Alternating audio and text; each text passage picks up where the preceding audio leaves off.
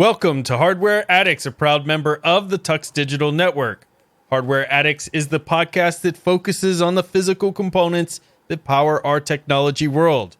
In this episode, we're going to be talking about AMD's new Zen 4 versus Intel's Raptor Lake. Which one should take your upgrade dollar bills, y'all? Then we head to Camera Corner, where Wendy will discuss making full frame affordable. So sit back, relax, and plug in, because Hardware Addicts starts now.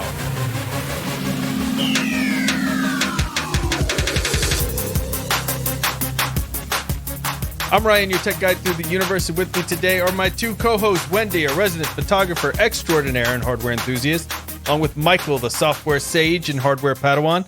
Let's find out what tech adventures everyone has had this week. Michael, what have you been doing?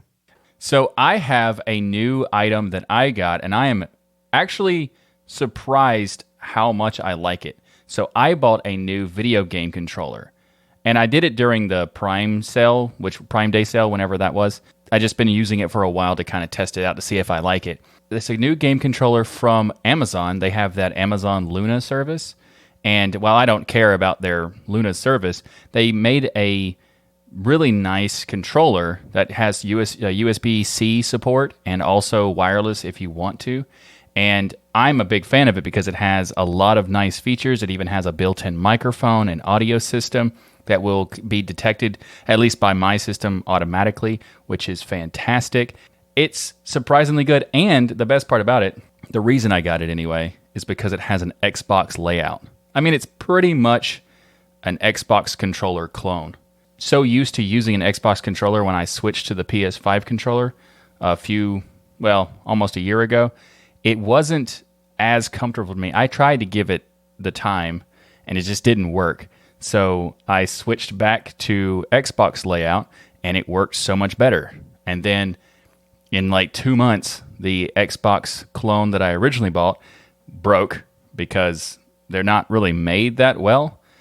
And with the Amazon controller, it's been so far so good. So why not go with an Xbox Elite controller since you're so good? I had little air quotes going. People can't see that, but so good at Rocket League and other games. You know, okay. If you're going to go with a pro controller, go with the true pro controller, not some Amazon brand controller that no professional game player is going to utilize. So the Xbox controller was out of stock. I was going to get the Xbox controller, but they were out of stock and I couldn't get it.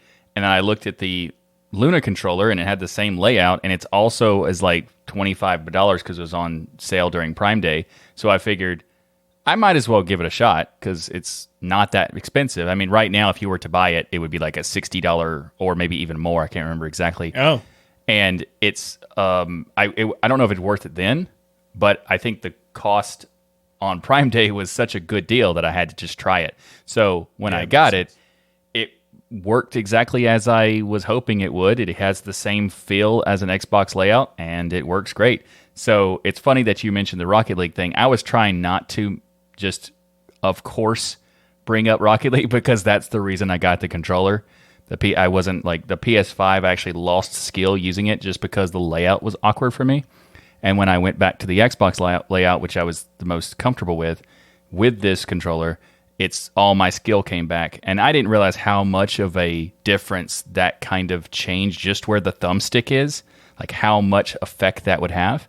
But it's a ton. So far, I like this controller. And my favorite part is that when the PS5 connects with the USB, if the game is already loaded, Steam does not recognize it properly. So it has like a delay. You have to close the game and turn it back on. With the Luna controller, none of that stuff happens. It's smooth. I haven't had really any complaints whatsoever with this controller so far. And the microphone system I didn't expect to work. Totally works out of the box. The real test is really going to be how long it lasts. I know that you have complained that controllers don't seem to hold up for you. And so while all these features are nice, let's see if it beats the average for length of time you use a controller. And then we'll know if it's actually good. Yes. I mean, that is a thing. For those who have heard me type, Apparently, I'm an aggressive typer, and I think that also Very. correlates to the aggressive controller usage because I have broken many. But it turns out Rocket League is just depending on where you how you're playing it, high tier play of Rocket League. We change the controller mechanisms to use certain keys for certain things. And one of the things that I found out is the Xbox controllers, the RB and LB buttons are made very terribly. Like they're super weak and easy to break. And I've seen it. I've broken multiples. And the original Xbox control, like the main one, like the Xbox Core, that one took me like a year to break. But then I got this one that it was like a knockoff. I don't remember the name of it or whatever, but it died within like 2 months. So that was way worse, obviously.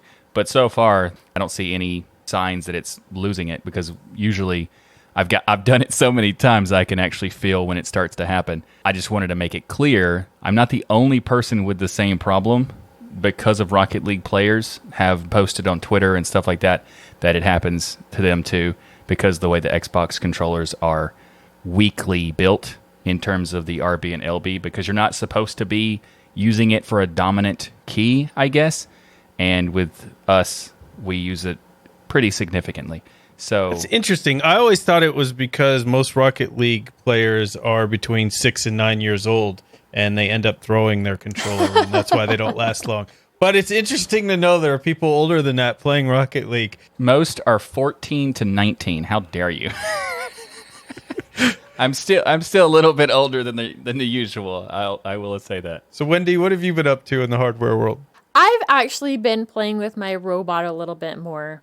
So I have 2 laptops set up, if you've listened to the last episode of Linux Out Loud, that I have put Fedora on, and I'm using that as our systems for writing code on.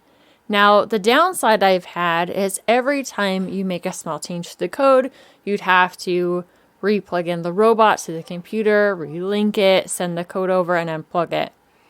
And I could see this over time and really not taking too much time at all, but degrading that port to where it was no longer going to be tight when the plug went in. And the bigger problem would be no longer being able to charge the core of this robot. So I've spent some time this week, and thanks to Brandon from the Pseudo Show, after an episode of Destination Linux, just throwing out all the show title names right here, he suggested a link on how to get that to work. I now have that communication going between the 2 pieces of hardware. It's working on the teacher account. It's working on the student account on both of those laptops. I have it working on my main system and everything syncing all around each other. I am ready for tomorrow when we meet for the first time with our new robot setup for this game, and we'll be able to make sure that everything's running smoothly, that robots are working without using the plug. I'm so excited. That's so awesome. I love that you're working with all of these robotics and things. And these aren't inexpensive robotics you're messing with either. The other day we were talking about some other robotics on the show that were quite pricey in my mind. And then I found out some of the stuff you're working with is several $100s and way higher than that even. So you're working with some advanced robotics. Which is your favorite kit for people to check out based on all the robotics you've played with thus far? I've really only got to play with the Spike Prime set from Lego. My younger son will be joining a robotics team, and they will be using the Spike Essential set. So the brick, the main core, the brain of the robot is just a little bit smaller. But I've absolutely loved this robot. You can get a Mindstorm, which is essentially the exact same as the Spike Prime in the non-education package for quite a bit cheaper. So if you are liking some of the things that the Spike Prime does, you can still get that, code it in Python on a Linux system, Windows system, Mac system. All of them work and have it good to go. If you decide that you want to pick up a Spike Prime or a Mindstorm and get all of that running in Linux, I can show you exactly how I do it. I'd like to get either a video or a document put together to share how I've got that to work, so when somebody else comes along to do it, they don't have to do so much digging to find those steps and have it ready to go. Nice. I absolutely love mechanical keyboards. I don't think I could ever buy me another keyboard that wasn't mechanical for either of the systems that I use every day. You've just picked up another one. I'm really excited to hear about this, Ryan. So I have had this debate of which keyboard I was going to pick up after we had the System 76 situation with their launch. Really wasn't for me. And currently, I went back to my Rocat keyboard that I had, which I like. It's been a good keyboard. Michael, you've used it when you've been at my house. But I want something a little bit smaller. The Rocat's a full-size keyboard. I wanted something that's maybe 10 keyless. And I keep hearing people talk a lot about Ducky keyboards. Yeah. So I ended up picking a Ducky 1.3 Daybreak, 10 keyless, hot swappable, RGB, double shot, PBT, quack mechanical keyboard up. Of course, yeah, the that's Ducky a lot. Keyboard has the name Quack. Why not? Quack in it. I mean, how adorable is that? I'm waiting for this keyboard to arrive, and I want to put it in the show notes because of its very, very unique look and design. This is very different from the type of keyboard I would typically go pick up. Yes. It's kind of got this blue hue. It's got RGB vomit everywhere, Wendy, to your love and joy. But Ducky's very well known for having a very high quality mechanical keyboard with hot swappable sockets and keys in there. So you can change these things out as you want. It has 3 levels of adjustable feet, detachable braided USB-C cable in there, and it's got an improved PCB design, V2 stabilizers, and a remapped macro layout, which is one of the things that we had a problem with the launch keyboard is no macro capability. So I'm hoping with the Ducky and some of the software, we'll be able to do some macros that we can set up with this as well. So it'll be interesting to see how well it works in Linux, to see how I like the quality of a Ducky keyboard, because for years I've been hearing about them. I've never owned a Ducky before, but this will be my first Duck experience. I'm very curious of what, I'm very curious what you think about the Duckies, because I have also heard a lot about them. Even though I'm not a hardware person, I have done a lot of research into mechanical keyboards after Ryan convinced me that mechanical keyboards are the only kind of keyboard I want for the rest of existence. Truth. Yeah. And it was funny because Ryan said, just try it. I think in 15 minutes you'll like it. It took 5 minutes, and now I am stuck with it. But what's cool about it is that you can have so many different options. You can tweak the mechanical keyboard style, like whatever you want. There's so much that you can expand on with it, and I really like that.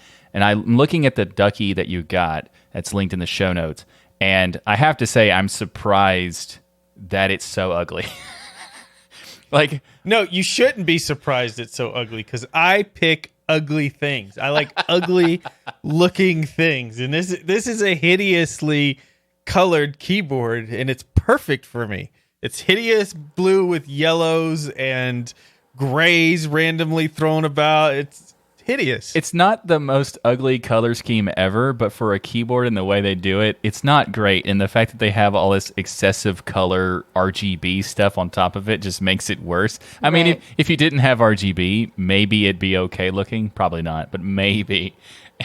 But it's still weird. But I am very curious about what you think, because I've seen not only people like Duckies, like many cases, I've also seen that that people have made knockoff Duckies. Like, and there's even reviews on YouTube of people specifically talking about the knockoff Duckies because the Duckies are so good, but they don't want to spend the money for it. So I'm very curious. Price-wise, this really isn't much different than the Cooler Master keyboard that I have. This one has the advantage of having the hot swappable keys. I'm definitely not a fan of these keycaps. I also have RGB in my keyboard, but I want the light to come through the keycaps, not necessarily around the keycaps. Agreed. So this isn't my style in that way, or the fact that I do love a full-size keyboard. I love my number pad, having the media keys on there.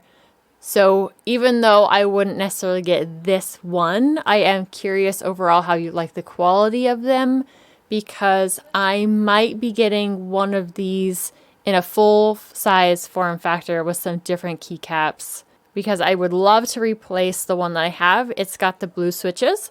When I bought them, I'm like, oh yeah, I absolutely love these, the click and the feedback. Now, when I'm working late at night and Magneto's asleep, and every time you hit a button, it sounds like you're breaking glass. Yeah, I would like to go with a brown switch, so I still have the feedback, but no sound to it. They also have some versions like silent reds, which is a new trend I'm seeing with a lot of these type of keyboards, of getting that silent red.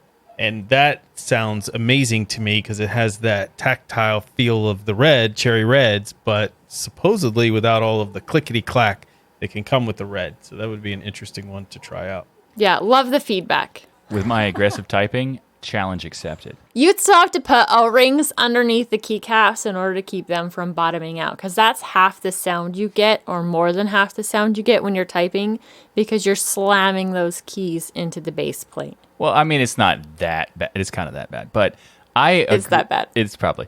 I agree with your statement about the keys having translucent labels on it, because I think that makes it look so much better when you see the light through the keys. And that's another reason why I wouldn't want to get this. But I agree completely that with those changes, I would be very interested in a Ducky as well. And also probably a full size. I don't really care about the numpad necessarily, because I'm okay with getting like a separate numpad. It doesn't have to be attached to the keyboard. Probably my best would be like the 10 TKL, 10 keyless. That's what it's called, right? Where it's the same, but just without the numpad. That's what this is TKL. Yeah, 10 keyless. Yeah, I'd be okay with this for the most part, as long as I had a numpad that I could use when I need to, or my macro keyboard. I already have that anyway, so I could just use that. But the fact that this has built-in macro features, I am super excited to learn more about it. So I hope that you will be able to have enough time with it too for the next episode. We can give more information about your experience. Yeah, and it has dip switches on it, which really got me excited. Because anytime I can have special secret switches, even if they don't do anything that I'll ever need, it just makes me happy to have extra switches there. Like, I could do the dip switch to enable the Windows key, or make it a lock function instead. I can turn on the 6-key rollover or turn it off. It's, whatever I want. Ducky vendor ID, or I can have my own user-defined VID by just simply flipping a switch, a dip switch. Does your keyboard have dip switches? No, it doesn't. Sadly. Mine does. Yes, mine does. Mine will soon, maybe, if I like your review. Now, for something I know I like, DigitalOcean is a fantastic service. This episode of Hardware Addicts is brought to you by DigitalOcean. Cloud computing can be, let's say, complex, but standing up reliable, affordable cloud infrastructure really doesn't have to be. At DigitalOcean, you get a comprehensive portfolio of storage, compute, databasing, networking products, all sorts of stuff that puts your cloud infrastructure in capable hands so you and your teams can get back to doing what matters most, building world-changing apps that grow your business. DigitalOcean also provides you with predictable pricing, robust product docs, and services that developers love. For example, the marketplace, get all these different apps that easily set up with just a few clicks to get a droplet running and going. It is fantastic, and I use it all the time. We use it to do many different things with the network, and it is just amazing. And that's one of the great things that you can get with DigitalOcean. And also, DigitalOcean helps you regardless of the size of your team. Where you have a team of one person or a team of 1,000 people, DigitalOcean helps your team grow with their simple, powerful cloud computing services. And as a listener of the Hardware Addicts podcast and a member of the TuxDigital community, you can get started for free. In fact, it's better than free, because DigitalOcean is going to give you a $100 60-day free credit when you go to do.co/tux2022. That's do.co/tux2022. So again, go get started with your $100 free credit on DigitalOcean's awesome cloud platform by going to do.co/tux2022. And want to thank DigitalOcean for sponsoring this episode of Hardware Addicts. You know what? I love a good CPU war. I mean, like the old school CPU wars of yesterday, where we actually had stock of CPUs, so the war actually mattered because you could get your hands theoretically on one or the other. And I believe we are finally coming back around to this time where we can actually get our hands on the cool things we're talking about. So in the news this week, all over the tech news, we're hearing about this war that's heating up between AMD and Intel. Now, there are a lot of fanboyisms, guesses, exaggerations, hopes, and even some innovation sprinkled all over this news because neither has officially launched. But there are all kinds of different leaks of benchmarks and just every piece of info that anybody can grab out of here. It's kind of that kind of excitement of a war again happening between AMD and Intel. AMD coming at the end of September and Intel coming in October with the Raptor Lake is going to be very interesting. So if we dig a little bit deeper on our fight card here for the night, we have on one side... Let's see the tail of the tape. The tail of the tape. The new Ryzen 7000 5 nanometer with 3D V-Cache. And on the other side, the competitor, have the Intel Raptor Lake using their monolithic die and a revamped x86 hybrid architecture with a mix of efficiency and performance cores like we've seen from the Apple M1 and other ARM-based designs. So this is very interesting because you have two very different design ideas going up against each other. You have AMD with their chiplet design, and you have Intel with their monolithic design, but here's the thing. Intel's still stuck on 10 nanometer. And that's not everything, but AMD is using TSMC's 5 nanometer. That means you could put a lot of different kinds of chiplets, lots of different dies. There's just a lot of cool things AMD is able to do that Intel can't. What do you guys think just hearing overall this kind of design concepts between Intel and AMD? Are you guys, I know you've been AMD for a while now. Are you kind of feeling that pull towards Intel? Curious what Intel's up to at all? I have to say, I'm kind of excited the way that Intel has named this die monolithic die. They're not downsizing. They're still at 10 nanometer. So why not just own it? And I love the way that sounds. Yeah, we're using a monolithic die, using the big little architecture, and watch what we can bring.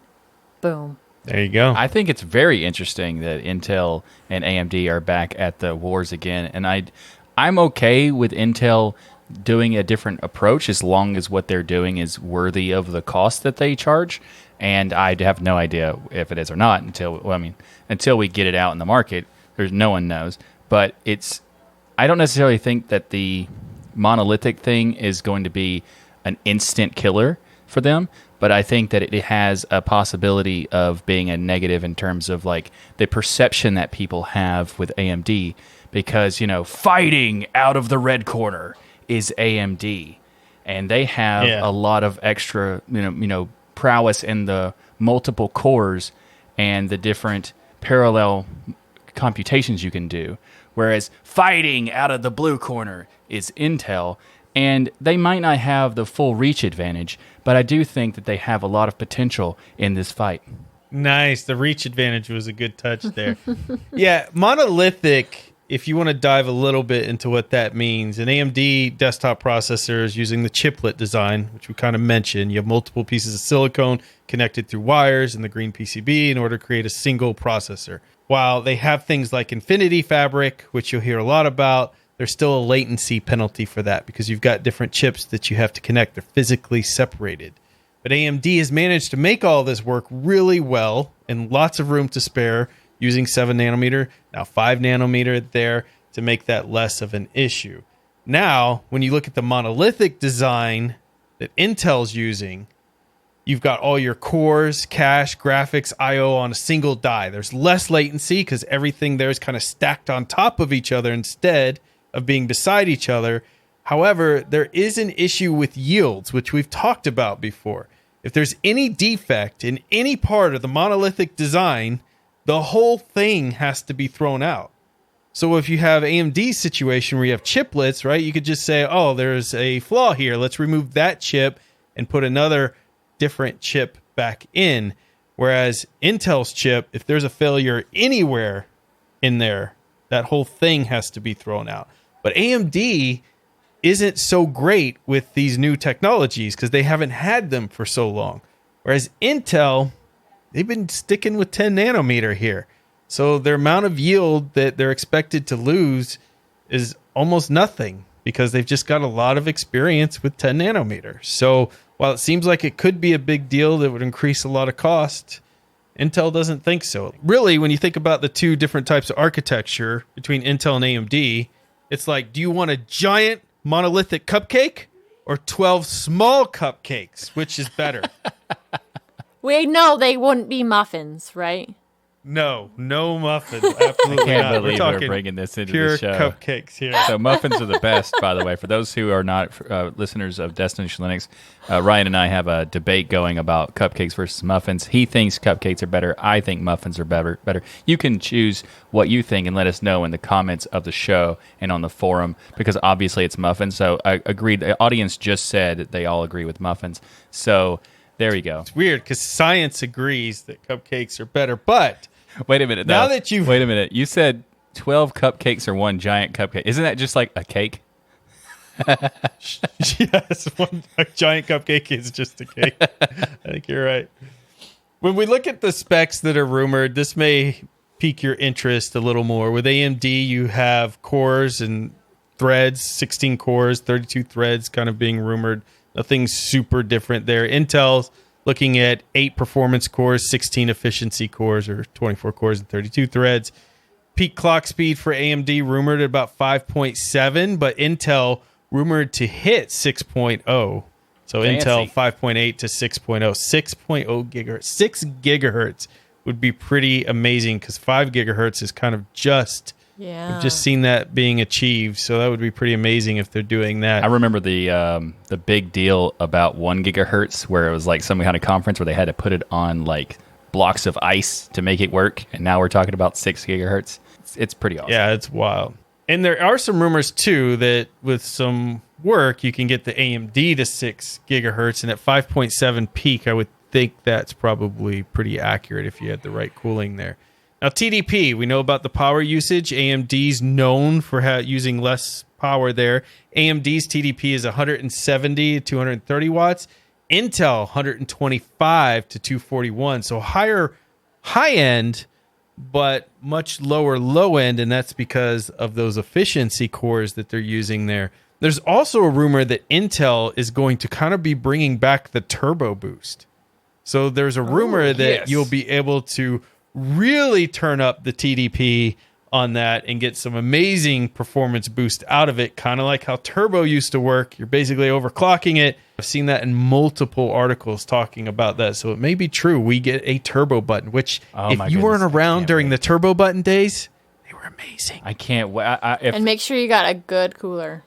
Very good cooler. If they bring back the turbo boost option and we don't get a turbo button, I'll be incredibly disappointed. We need the button back. It was so... I didn't even know what it did, but I pressed it no matter what. It's kind of like if I get the turbo button back, then I also want a computer case that looks like Kit from Knight Rider. Yes. And then that way I've got this full 80s retro thing going theme, you know? Like Kit, turbo. That sounds awesome, though. I want this Knight Rider thing. That sounds awesome. Even if it doesn't have the turbo button, I still want a Knight Rider case. That sounds fantastic with the light. You have a little light that's like choo choo choo choo. Yes, or like a Cylon that does the same but in silver. That would be cool. That'd be dope. Now here's going to be where I think people are really going to start picking teams based on some of this information I'm about to talk about. AMD is DDR5 memory only. There's no backwards compatibility, no DDR4 support. And that's very expensive. A lot of people just getting to DDR4 RAM just spent their money on that. Whereas Intel, if you go with their design, you can use the DDR4 or DDR5 RAM on their motherboards there. And so that, to me, is going to be a big difference when you talk about cost. AMD is going to be PCIe 5.0 with 24 lanes. Intel is going to be PCIe 5.0 with 16 lanes there. Also having 4.0 support. So when we look at the Raptor Lake, one of the other things is you're not going to have to upgrade your motherboard if you're currently using that socket LG A1700. Whereas on AMD, you will need a new motherboard. So now we've got new motherboard, and we have a new processor you're going to need, and you're going to need new RAM. So it really starts adding up real quick if you're wanting to go with that AMD route. Whereas Intel, if you're already on that bandwagon, you already have one of their 12th gen, you're going to be able to upgrade this to the latest version, which I think gives them an advantage. And you get to keep your DDR4 RAM until you're ready to spend some more money on DDR4. And especially as you're looking at overall cost of building a computer, it makes so much more sense to be able to upgrade certain pieces at a time. And I see Intel getting the edge right here, especially for established Intel users. Me, as AMD, I would almost have to rebuild my entire system. Of course, I could keep the case, and I could probably keep the cooler. I'm sure it will adjust to this new socket, but the rest of the internals would have to go. New motherboard, new RAM, new CPU. That gets really, really expensive quite fast. And as you mentioned, DDR5 right now is through the roof when it comes to price. There's no way I could have remotely as much RAM in my system in making that jump with having to buy new RAM plus factoring in the cost of that new RAM. Yeah, in addition, they're saying these new X670 motherboards you're going to need for AMD. There's the rumor that they saw the price tag for the Asus model pop up in a German website, and it was $1,400 for that variation for that motherboard. Now, we don't know if that's going to be the case or if there's going to be an X570 or something a little cheaper that people can get their hands on, so you might not get all the performance you get out of the X670. What the rumor is, this boards are going to be really, really expensive. So it'll be interesting to see how they deal with that, because we are kind of dealing with an economy that's not exactly known for its strength, and people are not spending frivolously right now. So I'm not sure that would be a really good move to come out with being a much higher priced. Now, that's not AMD's typical move, so it'd be surprising. But again, those are kind of the rumors that are coming around with regards to these two Goliaths going up against each other. I'm very interested in going an Intel route because I still think AMD will be king ultimately, simply because of their chiplet design and a lot of the work that they've been doing on this 5 nanometer. At the same time with Intel, what interests me with them is their single core performance is so superior to what you get in the AMD world. This may not be the case with this run. That's usually what you get. But to me, the upgrade costs being lower because of that one generation backwards compatible with RAM and things makes it interesting enough for me to want to try out just by itself right there. So I think my next build will probably be a Raptor Lake just for the fun of it. Not necessarily because it will be the fastest, although I would not be surprised if we see that Intel actually is slightly faster than the AMD, or vice versa. Neither one would surprise me. I think these are going to be really close fight. Yeah, based on the specs, I think that which one is going to be the ultimate best fighter is different than which one is going to win in the market, because there's a lot of potential and reasons to go Intel. That DDR4 versus DDR5 upgrade requirement might hurt AMD. It might be hurting AMD.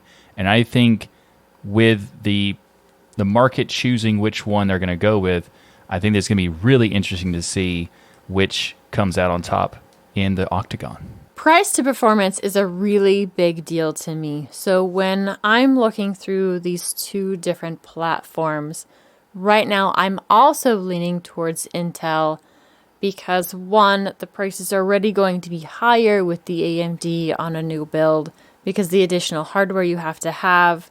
Once all of this stuff comes out and you can work through what is the actual performance of these two things, what does it cost to upgrade the system, because like I am AMD right now, so I'd still need a new motherboard to go with the CPU, but the RAM I have right now would be usable. So I'm kind of curious how that breaks down in the price to performance layout.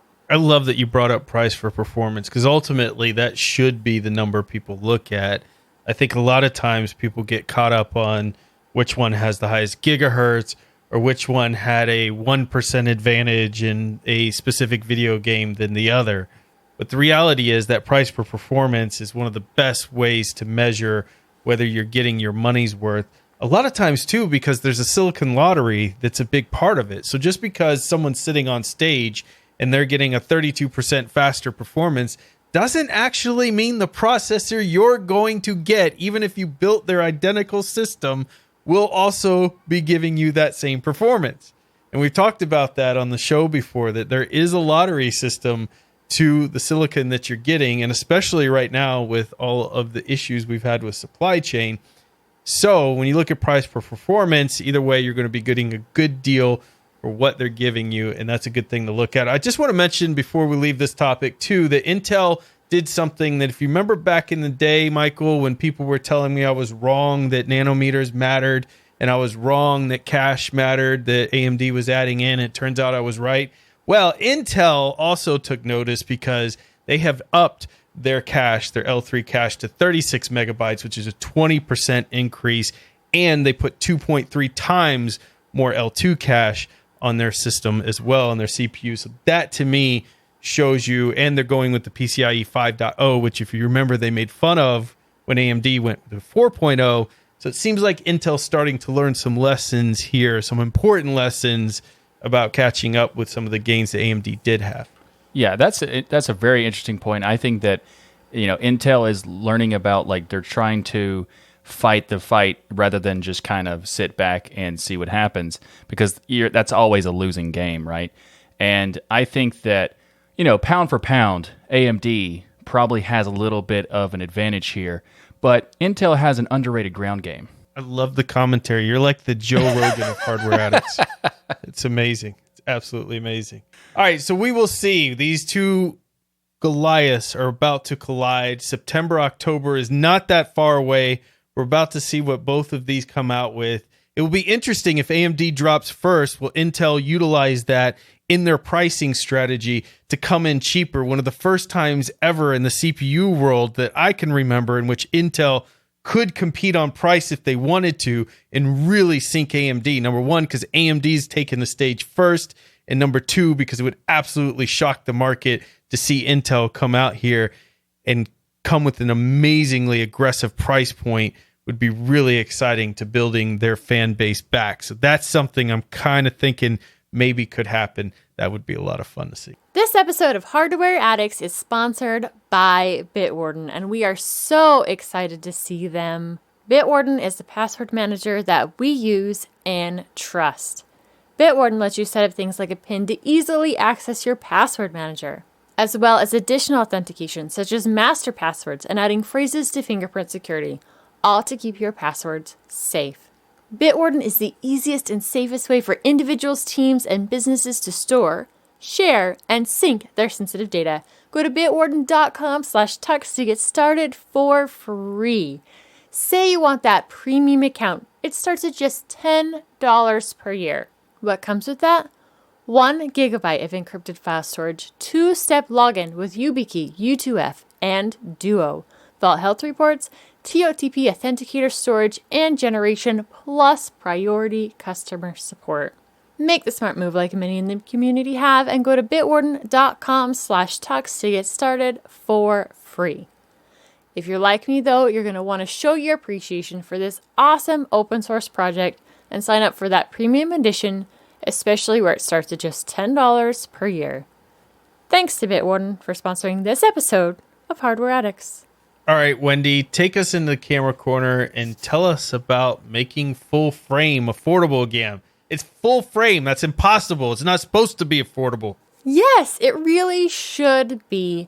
We've done some speculation here in the main body of the show, and now we're going to have some fun with speculation in Camera Corner. Recently, Sony and Nikon have mentioned that they are getting rid of some of the point-and-shoot cameras that they're making, and they're not bringing back replacements. But Canon has been listening to the people. They're talking about, cameras have gotten really expensive, as you talked about, especially in the economy that we're dealing with. There's a lot of stuff that people aren't buying.